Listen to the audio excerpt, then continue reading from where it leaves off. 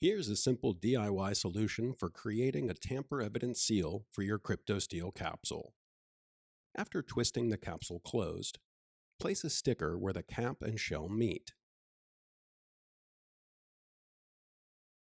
Now, paint over the sticker with nail polish. Glittery will make for a distinctive result every time. Of course, take high-quality pictures once the polish is dried so you can compare the pattern when necessary.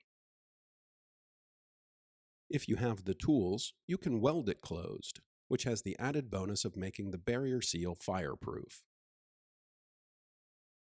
For those with multiples, you can make an identification for your capsule. Thread wire or string through the cap hole. Take a tile from the set, bend it in half,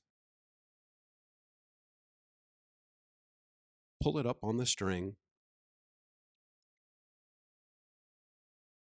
and clamp it closed. Remember that seals have to be examined in order to be effective, so make that a regular part of your security protocol.